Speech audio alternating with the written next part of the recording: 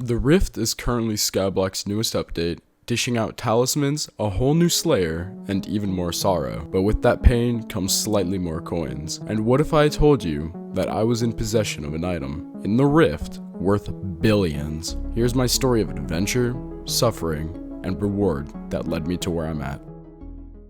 The date was June 20th, and I had just finished my script for the next month of mining that I would be doing, as to prepare for Sirius, when boom! The admins dropped the Rift, halting my progress on Hot Mom. Wow, this place is just like home. In my mind, I had it set that this new update would make major coinage, and boy was I right. Anyway, I spent the next 2 days grinding out the many areas of the Rift until I was officially able to do Vamp Slayer, the new Slayer in the Rift. Now here's the challenging side of things. I needed to grind Vamp Slayer until I had 5 of these things called McGrubber's Burgers. It was just the burger that belongs to this glutton. The reason why I was so desperately in need of these burgers was for the stacked bonus it gave of extra moats per orb. But why, Lopta? Why would you need any moats at all? I'm glad you asked. When I was nearly completed with the Rift and had gotten the second to last time charm available, I ran into a place that I hadn't seen before. Shen's Rift House thingy. I'm really bad with names, so don't bully me in the comments. Now, the reason this was so important were the items that this Shen guy offered.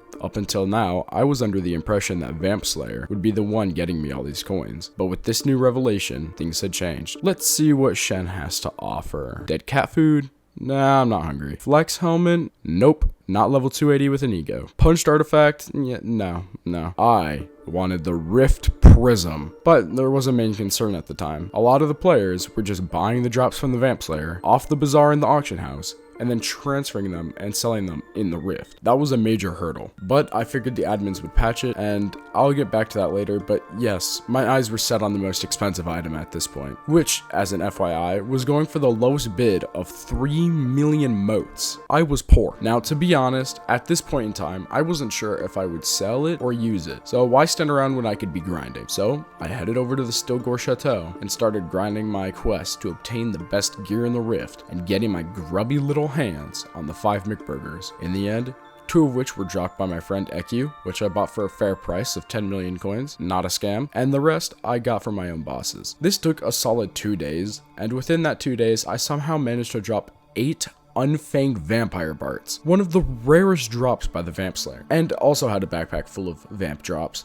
which I sold to the NPC for mountains of moats. But like how? If I got as many burgers in the first day as vamp fang parts, I could have been swimming in moats by now. Either way, I had reached my goal, and with that, I stopped my vampire slayer grind, with a total of 3 million moats to my name, purely from drops and melons, but the prism was still out of reach, sitting at a humble 5.6 million moats. But Labra, why you stop vampire slayer? Well, let me tell you, little one. Vamps suck for moats. In fact, it was so hurtful to my grind, it wasn't even worth it to loot share any vampires unless they were tier 4 or above. So what was my next move? Well, it turns out these little enchanted melons you can craft from mobs that spawned around the Stilgore are worth a lot of moats, like more than you would think. I wasn't particularly excited about the countless days of grinding ahead, but I had to make it an effort for an item potentially allowing me to skip a lot of mid-game progression. During this time, I took a lot of inspiration from HS Fearless when he streamed his moat grind. There were 2 things that would help me with this. One was his little howl timer for the weirder tuba. This item granted 30 speed and extra rift damage, but had a 20-second cooldown, and keeping track of it without a timer was painful. The second one was the area he grinded in. For the longest time, I'd just been running around the whole chateau aimlessly, but where Fearless happened to be grinding was a way better spot. You see,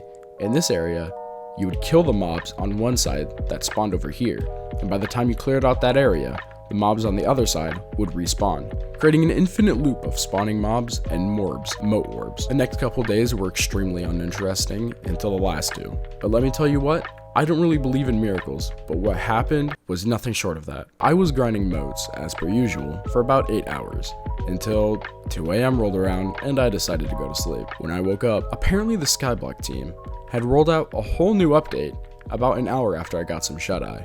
introducing the /BP feature. This feature allowed backpacks to be opened from wherever. I think you can see where this is going, and yep, people used the /BP feature in the Rift, and subsequently got it shut down for quite a few hours. But when I woke up, it was only down for 2 more hours, which meant that while I slept, no one could grind moats. It was kind of like my own personal blessing, because at this time, I was sitting around with 7.8 million moats, and the lowest bid for the prism was 8.2 million. That's a 400k difference. And with little time remaining, when I went to bed, and when I woke up, it hadn't moved at all. I had to take this time and this blessing to grind out as many moats as possible, and just like that, for the next 10 hours, I grinded moats until I was at a stable 10.2 million moats, or something around there. With a few spare items I could sell to the moat grubber if needed, I was pretty sure I was going to get this, but time was ticking. With that, the final day was around the corner. This was the most nerve-wracking because unlike normal personal viewers, you can't see someone else's moats, at least not at this point. So I had no clue who was gonna bid last second, and around that time, I was next to HS Fearless in moats. And for the final day, I kept track of his moats simply to see what the balance was like of someone close to me, even though he was about 150,000 below me. Now, a little sidetrack,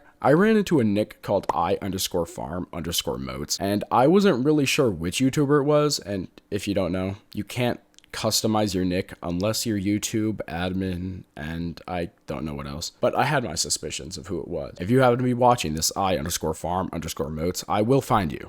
Back to the story though. After I grinded moats for 6 hours, that day it was finally down to the last hour, and so many people had stored moats, I really wasn't sure if I was going to make it. I was once at number 5 spot on the bid board and had moved down to 17 within 5 minutes. I put the last few of my moats in, hoping for the best, and after a long wait, I had it.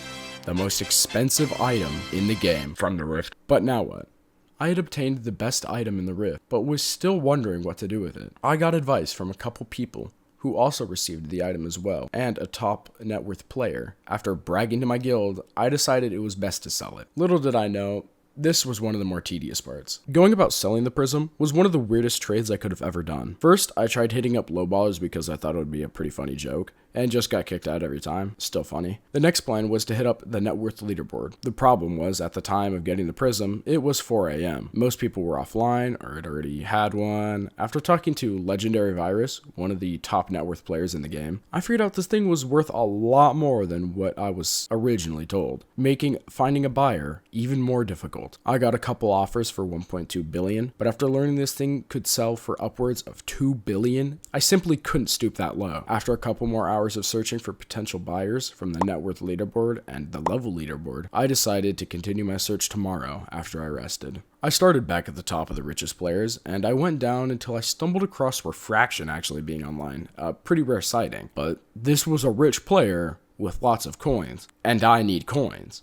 Turns out the dude was live streaming as well, so I sent him a message through his chat and set up a deal. The whole sequence of our trade was hilarious because of how stupid I was at the time, and to be honest, it's better viewed from his POV, so check out that video I linked in the description. Anyways, in the end, I traded my hard-earned prism for 1.7 billion coins to Hypixel, which left him with empty pockets and myself with riches beyond my mid-game imagination. If you guys like more of these story videos, please let me know. They take quite a while to make.